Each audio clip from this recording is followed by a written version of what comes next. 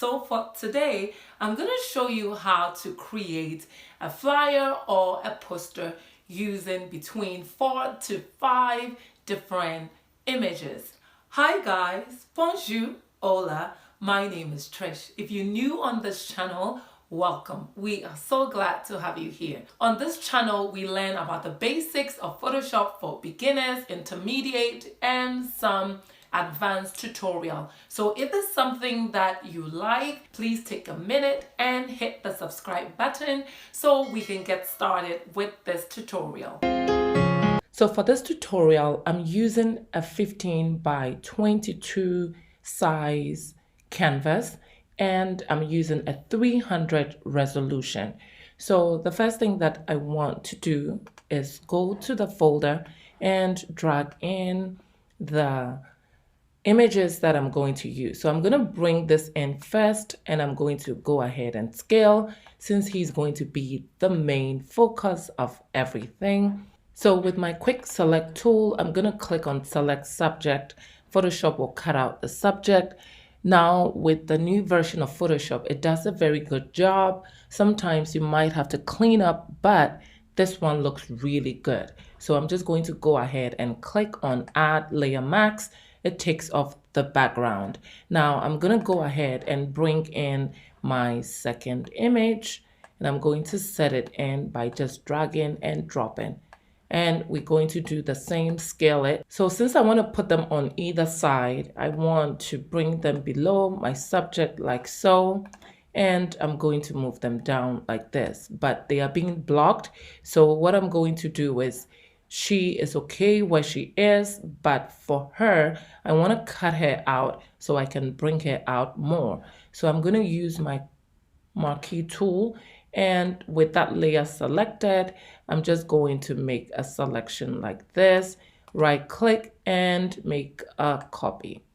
And for the other one, which is the original, I'm going to just basically make another selection, but just cut that out. So I'm going to use my eraser and I'm going to change this to a raster image. And I'm just going to trim or erase that area.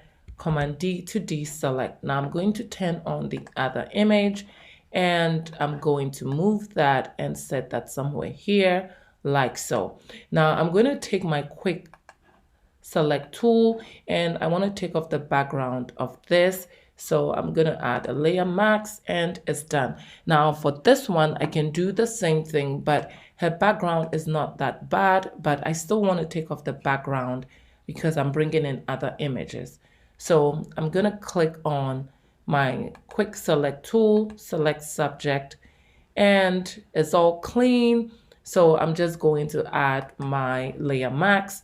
So all three are set. Now I want to go ahead and bring in the two other images that I want to add. So I'm going to drop this in and I'm going to go ahead and scale it like so. And I'm going to set him somewhere here. And I'm going to pick my quick lasso tool, do the same thing, select subject and add my layer max. And I'm going to move the subject below so he is right beneath all of them. And I'm going to set him somewhere here like so. And I'm going to go ahead and scale him a little. I'm going to scale her a little too, set her here. And I'm going to add the last subject. So I'm going to drag and drop this image in. And I'm going to go ahead, use my quick tool, select subject. And Photoshop is going to do a good job. But as you can see, we need to fix this area. So with my subtract to selection, I'm going to increase my brush head so it's more visible by pressing my right bracket. I'm going to deselect like so. Sometimes it does a good job. Other times you will have to play with it a couple of times to get the selection to the way you want. So I'm just going to click on add layer max. This looks good for just using the quick select tool. So I'm going to move this and set this all the way below. So we have something like this. I'm going to go ahead and scale her down.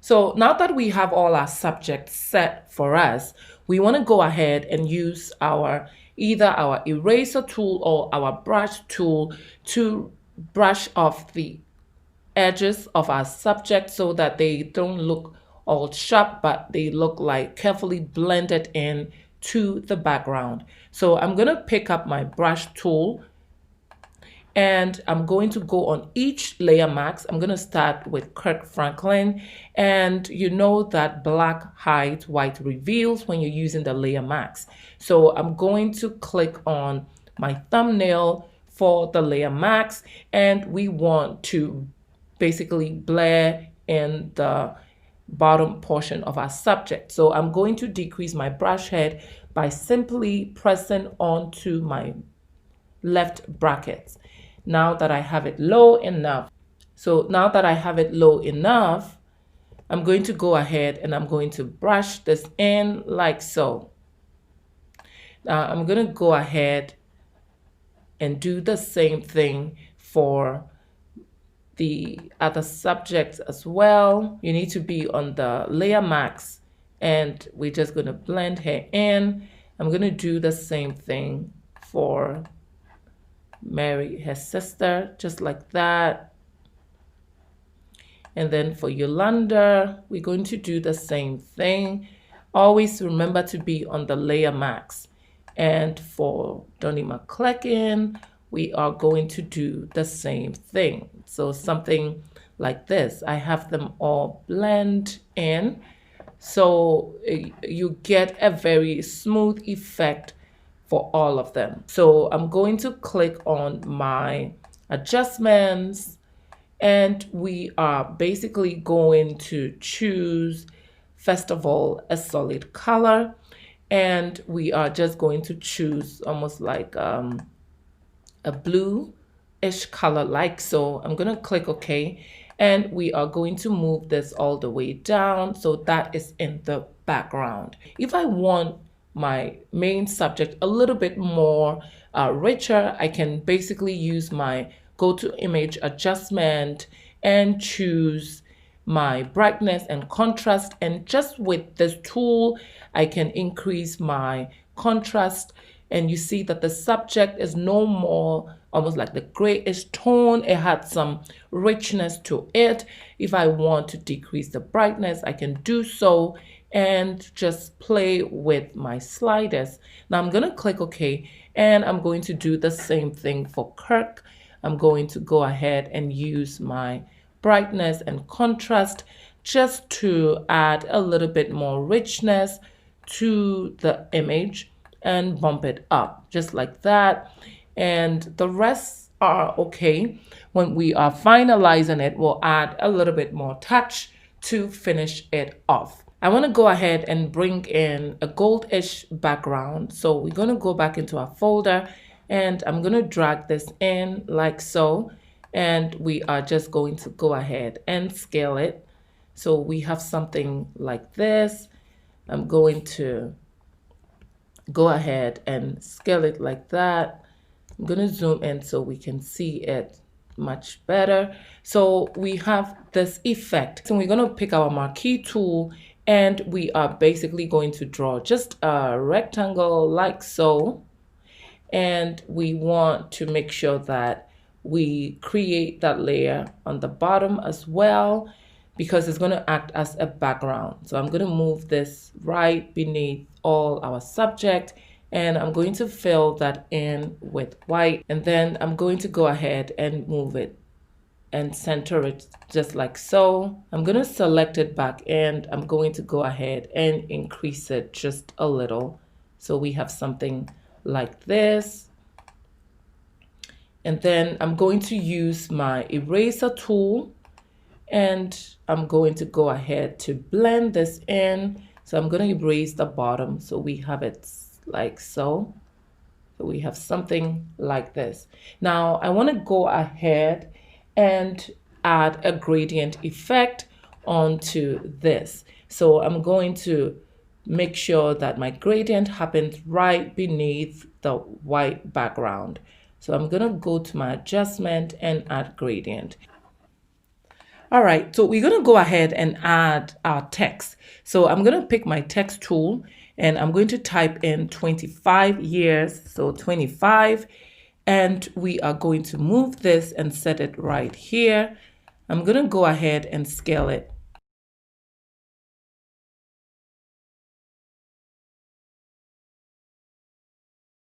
So I'm going to move my subject all the way below, like that. So I want to go ahead and add some effect to our 25 to make it pop a little bit more. So I'm going to double click on this layer and I'm going to go ahead and add some effect.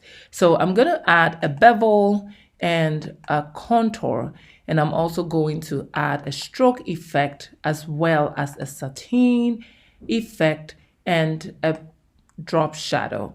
So we have something like this. So what I'm going to do now is that I'm going to go into my sateen, and as you notice, I have my blending mode at normal, and I want to go ahead and decrease my size so that the shadow effect is not too much, as well as the distance.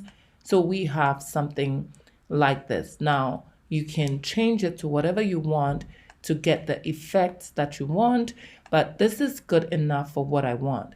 Now, if I go into my glow, you see I have my blend mode on screen. Opacity is around 25, thereabout. My stroke is at 5, and I have it on the outside. If I do inside, you see it gives it a different effect. Now, on my bevel and emboss, I have inner bevel. I have smooth for my technique. My depth is 22. Now I can increase it or reduce it. So I'm going to keep it at 22. My size is at 9. I was at 13, but I moved it to 9. So these are all different options that you can choose. Now you want to make sure that your contour is on ring to get this effect, if this is what you want. I also have a bit of a drop shadow, so if you want that, you can do that as well. I'm gonna click OK and come out of this. Now I want to add a little bit of an outline around the white background border. So I'm going to double click on my layer to bring up the layer style. I'm going to go ahead and add a bevel effect to this, and I'm just going to add a contour to make it a little bit gold-ish, and I am going to go into my bevel and just play with my depth to get it to the effect I want. I'm not going to add a drop shadow because I don't need it. I like the gold effect. So I'm going to go ahead and click OK. Now we want to add I'm going to make sure my foreground is black. With my text tool, I'm going to type in the year. Then I'm going to highlight, and we want to change this font to, let's say this, make it a little bit more fun. And this font, I'm going to let you know in a minute what font this is. I'm going to double click. Now this font is the Braille. I'm going to make this also available for you to download, and I just changed the font color to white. Now I'm going to go ahead and add extra info. So I'm going to make sure my foreground is gold, and I'm going to type in Kirk Franklin. So I'm going to type in the Franklin first.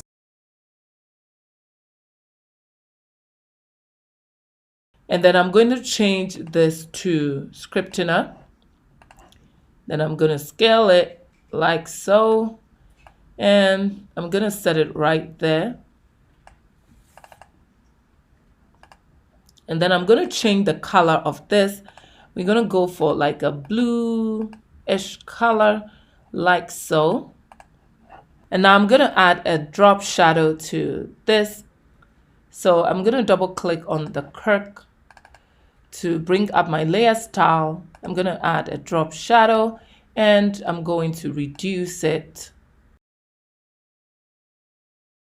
And we have something like this. I'm going to go ahead and click OK. Since I want to add a little bit of a sparkle on the 25, we're going to go back to our folder, and we're going to drag and drop this in. We can't see it, So we're going to just go ahead and move it up just like so. And we're just going to go ahead and scale it up like that. I'm going to scale it a little bit more like that. And then I'm going to move that and set that below all our images. So we have something like this. We are going to go ahead and even change this font. We're going to reduce it for now. We're going to keep it very simple. And I'm going to go ahead and rescale it like so. And we're going to set it here. We're going to set it here. And then we're going to put the theme of the flyer. So I'm going to type in the word. I'm going to leave a space for the X. And I'm going to go ahead and scale this.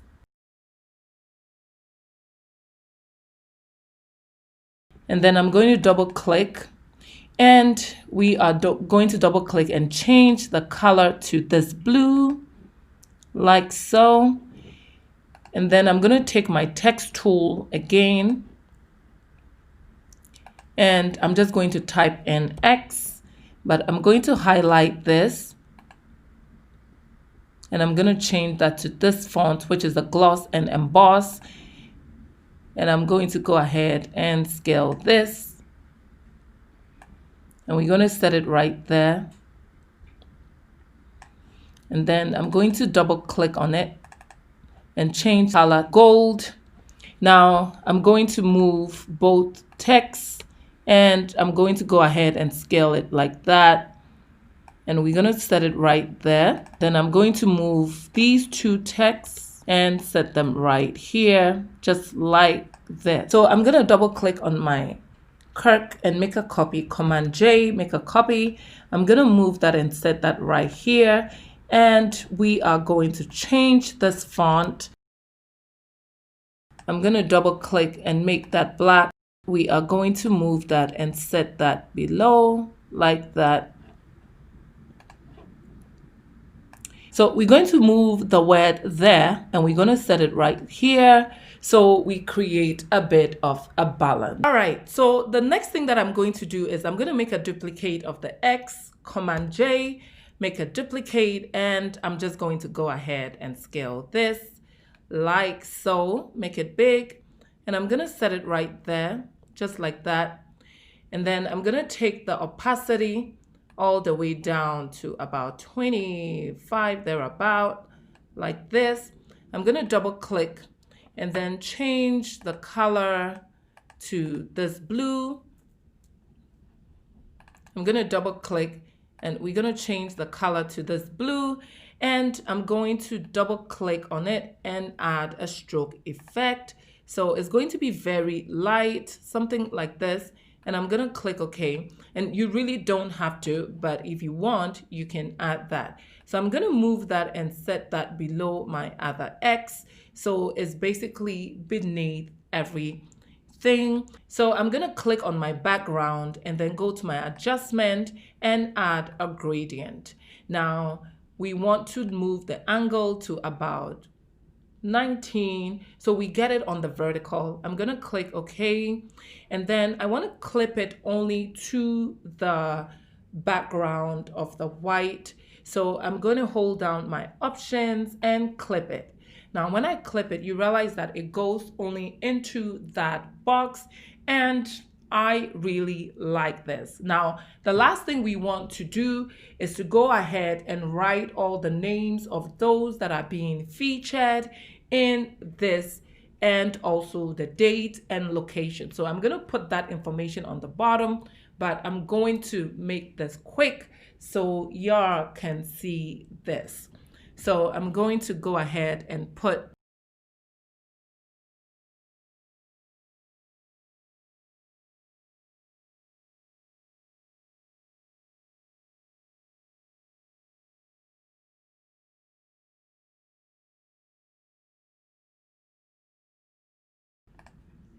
So I went ahead to change the font, and I chose the Akaji Pro, And I'm just going to go ahead and scale it a little bit more.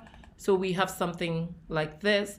Now I'm going to highlight the futuring, and I'm going to change that to the honey mustard gold.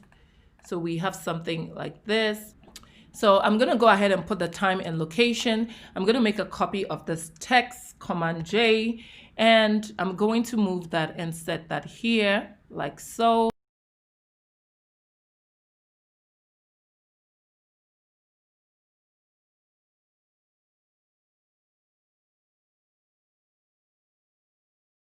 And we are all set. I'm going to move this out a little so everything lines up. So the next thing that we want to do is to add a little bit of a bling bling to our final piece. So what I'm going to do is that I'm going to click on the top layer, add a new layer, and with my foreground as black, I pick my bucket. I'm going to fill that in like so. Then I'm going to go to my filter and go to render and then choose lens flare. Now I want to choose the movie premiere, and I like my brightness. You can take it up or down, but I like the way it looks, and I'm going to click OK. Now the other thing we need to do to be able to use this light is to change the blend mode to screen. So once we change it to screen, we can take this and set it somewhere here if we want. Add a new one. We're going to add a new layer, and we are going to fill this in with black, and then go to our filter, render, flare, and then we want to choose something else. Whatever you intend to choose, that's up to you. I'm going to just choose this and click OK. And then I'm going to go to my blending options, change this to screen once again.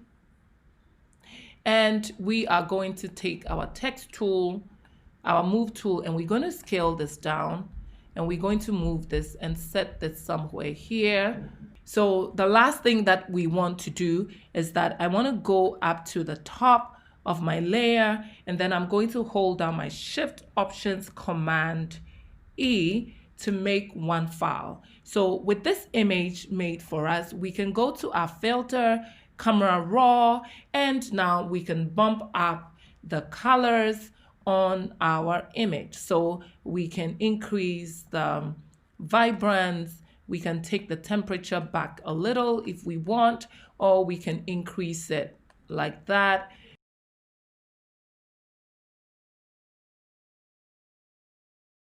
And I'm going to show you the before and after. So this is the before without the effect. Now this is the after, and I love it. I hope that this tutorial was very fun and exciting as always. So please don't forget, if you're new, please hit the subscribe button. If you are already a recurring subscriber, please don't forget to like. You can leave me a comment and share this with your friends so that they too can benefit from it. So until next time, guys, be safe. Bye.